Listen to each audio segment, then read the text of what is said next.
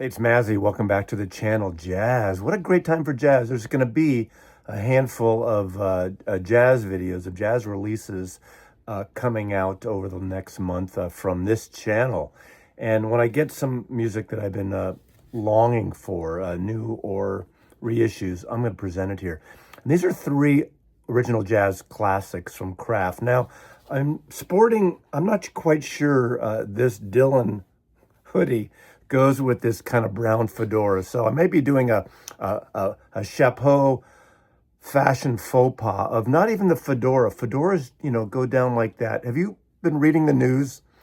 Also, there's a thing about France right now going on because of this announcement that Rhino Hi-Fi is doing a Coltrane box with French covers. That maybe we'll talk about that down the line. That's not for today.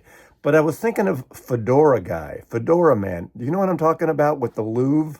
There's that famous picture when the Louvre got broken into and robbed of all that jewelry. There was a picture of the cops, and there was a guy, a young man, dressed up with a vest and a coat and a tie and a fedora, looking like the detective that was going to solve the case. It turns out Fedora Man, Fedora Boy, is a Fedora boy. He's some 15-year-old. Google it.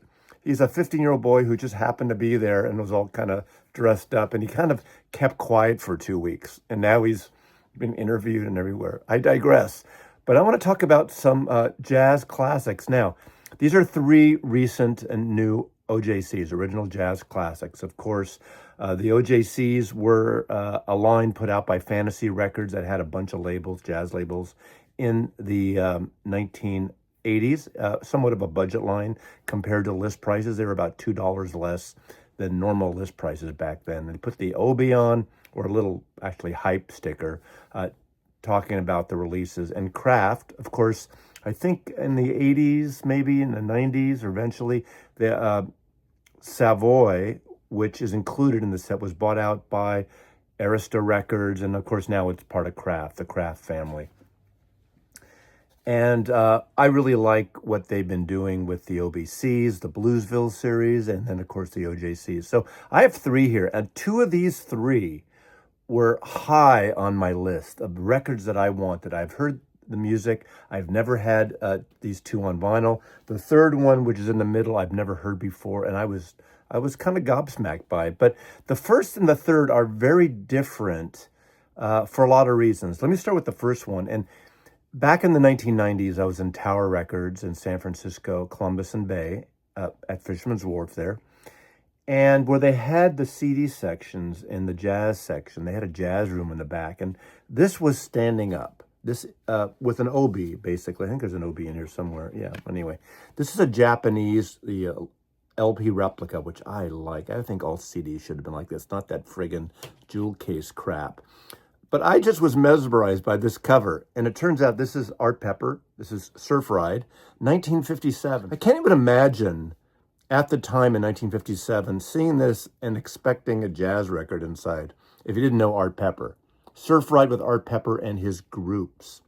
Well, I love this record. I mean, the cover represents nothing, although it's West Coast jazz. Of course, Art Pepper, West Coast jazz, and the whole surf thing. This is obviously pre-surf guitar, Beach Boys, all that, 1957. Maybe that stuff was starting to happen, but Southern California, the surf thing. I love this record. And I've been trying to find a copy for years, but I'm not going to buy hundreds of dollars or $1,000, whatever a clean original goes for. And so I've been hoping that Kraft puts this out, and of course, it's out now. Original jazz classic, cut by Kevin Gray at Coherent, the usual stuff. And this is a fabulous record. Now, if you look at reviews on this record, it's funny, they bring up the cover all the time for good reason. But for some reason, people don't like this cover. They don't think it represents the music. It's not what you get. But, thinking West Coast jazz, a whole West Coast jazz scene. I mean, this is like, is it perfect? Maybe not. But think of like Shelly Mann's Jazz Hole and The Lighthouse, which is on the coast of California.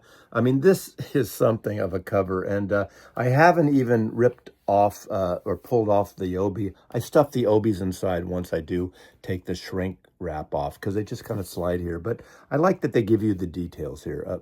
So I don't have to get into that again and relitigate that conversation. This is a fabulous West Coast jazz album.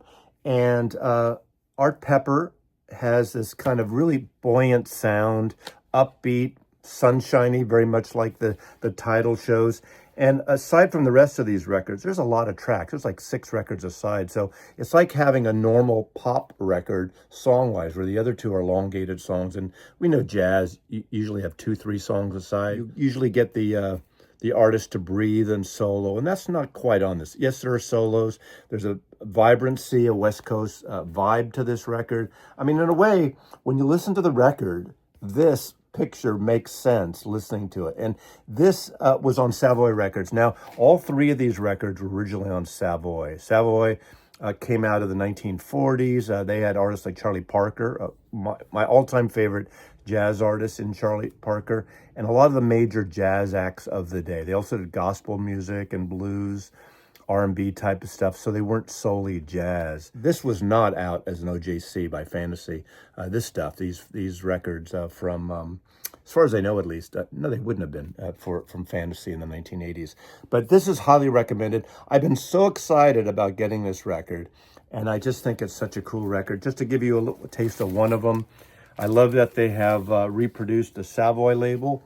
I know I'm a little inconsistent in my presentations here or my opinions on these, because I don't mind if a reissue series has a new label or recreates the original.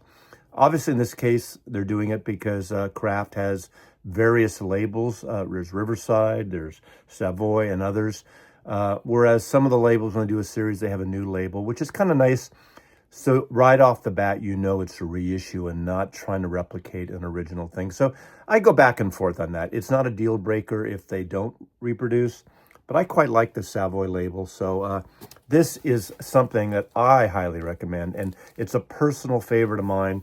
So from 1957, Surf Ride. Now, just to give you a little take, you have a real mix of artists. There's different groups. Side 1, you have Bob Whitlock on bass, Russ Freeman on piano, and Bobby White on drums. And then you have, there's like 3, I guess, configurations. Hampton Haw, great piano on here. Joe Mondragon on bass and Larry Bunker on drums. And then you have the third, which includes Jack Montrose on tenor, Claude Williamson on piano, Monty Budwig on bass, and Larry Bunker again on drums. So various configurations, various sessions. I believe these are sessions from the early, like 52, 53, that were finally compiled for this 1957 release on Savoy, and highly recommended from Azzy's Music here. The other one, now this one I'd never heard, but of course I know these musicians, and this is Jazz Message number 2. Again, I didn't take the obi out, so you can just pretend it's not Z messages, it's jazz. And of course, this is led by Hank Mobley. And on this, he has 2 different bands on side 1 and side 2. Side 2 is the band that recorded first. And let me kind of give you a, in fact, I need to open this one to read this to you. This is a hard bop album. This is a really good album. Of course, on the first side, the one that was recorded second, you have Hank Mobley, a very young Lee Morgan on trumpet. He was about 18 when he recorded this. Hank Jones on piano, Doug Watkins on bass, and Art Taylor on the drums. There you go there. And what I love about it, you know, it's kind of an upbeat, but it's also a bluesy thing. And Hank Mobley really kind of learned a lot. What's nice about it, he's kind of this mid-style in terms of his playing, tenor player. And where you think of Charlie Parker's kind of intense, over-the-top, hot in terms of his sax playing, or Coltrane, who is very out there sometimes, and he's nothing like that at all. And of course, or Sonny Rollins in that area. But he's got a cool vibe. He's not as as easy or throaty or reedy, as I should say, of a Ben Webster or even a Lester Young, maybe more in the Lester Young vibe. There's a lot of time to breathe on this record because side one has two tracks. It has a Thad Jones track, Thad's Blues, and there's a lot of time for soloing as well as coming back together. And then it kind of kicks it up with Doug's minor BOK, Doug Watkins' co-composition there. And that's where they heat it up a little bit. But the bluesy stuff, and even when they heat it up, you have this great kind of syncopation, which I always love when a good trumpet and a tenor align themselves, and then they go off in their different directions. And you get obviously that young Lee Morgan here and Hank Mobley doing just that. On side two, there's three tracks. Hank Mobley, Donald Byrd, of course, is the trumpet player on that. They have the same kind of coexistence where they jive and they get in line with certain, instrumental patterns or melodies, but then they break out into their soloing. You have Blues number 2 and Space Flight. Space Flight is more uplifting. So you got this mid-tempo blues as well as the hard bop jazz stuff on here. And just really well recorded. Kevin Gray does a nice thing. It's really rich. It's a full sounding record. Again, I don't have anything to compare, and I had never listened to this music before, but I love this. But you got, obviously, Mobley and Donald Byrd, as I said, Barry Harris on piano, Doug Watkins on bass again, and this time it swaps drummers with Kenny Clark. The Jazz Message number 2, this is from 1956-57. Again, an excellent record. So all these records were released within about a year of each other. Back on Savoy Records in the 1950s. Just cool record. Again, one I've never seen before and I've never heard. The other one, now this one I've been waiting for, and the originals on this go for a ton. And this is the debut album by Yusef Lateef, Jazz Moods. Now, his album Eastern Sounds is one of my all-time favorite records. And what I like about this is a mix. This is jazz, obviously, but it's got this sort of Eurasian, Indian vibe to it. It's a very worldly album with these great percussive things, of course.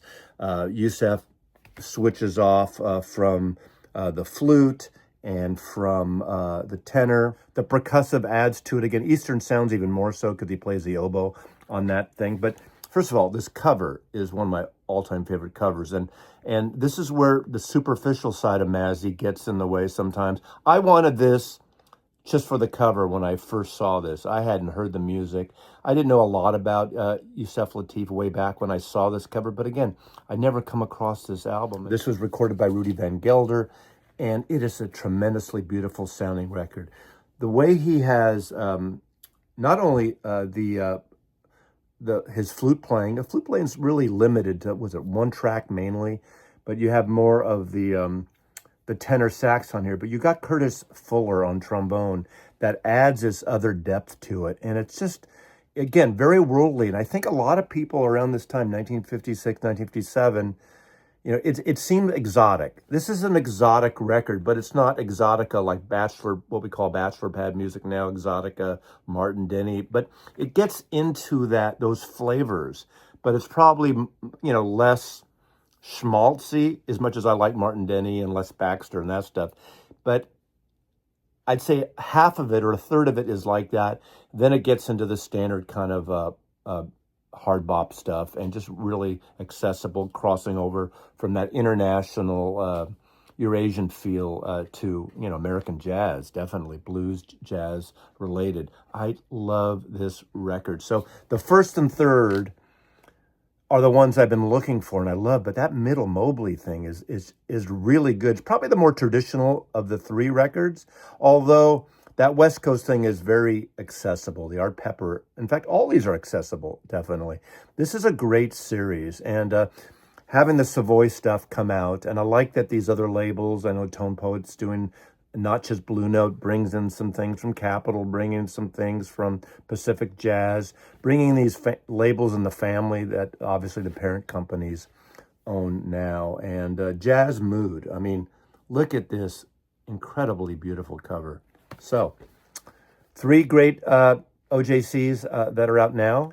I did get these from Kraft, just to let you know. But I would have ordered these, and I been wanting these for so long. So I need to tell you that to be transparent. It doesn't mean it takes anything away from my joy and my love of this music. So thanks for watching. Mazzy loves you.